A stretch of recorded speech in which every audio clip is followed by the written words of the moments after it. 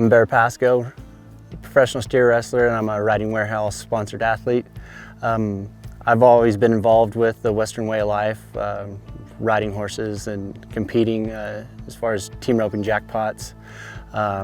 Grew up in a ranching family, so from a very young age I rode horses and enjoyed every minute of it. As I got older, I had a dream to play in the NFL, so I started playing organized sports, mainly focused on football. After graduating from Fresno State, I was very fortunate and very blessed to have an opportunity to get drafted by the San Francisco 49ers and play in the NFL. After leaving the 49ers, I went on to the New York Giants, spent 5 years there, was very blessed to play on a Super Bowl team and come out on top, winning a Super Bowl 46. It was a dream of mine, and it was a great dream come true that day. After Super Bowl 46, spent one more season with the Giants. I bounced around the NFL, became kind of a journeyman there for a little while.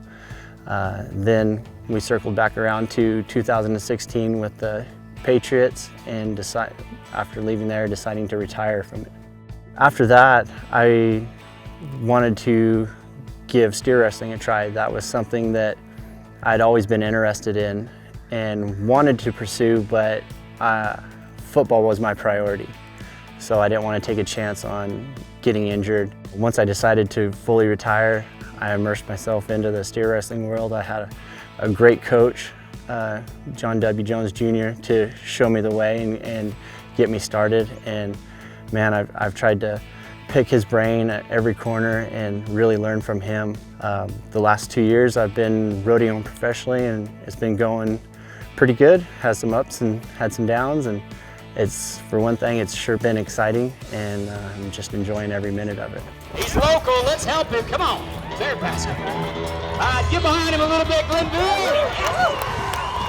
I think one of the things I learned through my years playing football is how to prepare my body, my mind, being ready to compete on game day. And so I think that's one thing I've brought into the rodeo world with me is making sure I'm mentally fit, I'm physically fit, taking care of my body, and going through my checklist on game day.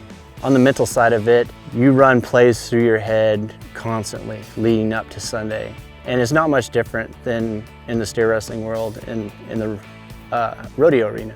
You see that perfect run in your head as you're riding into the box, and you run the steps, from seeing your start scoring at the line to your head catch, to your feet placement, shaping your steer and going for the nose. And it's the same thing in the football world. On certain plays, you see your first step. You see your eye placement, your hand placement.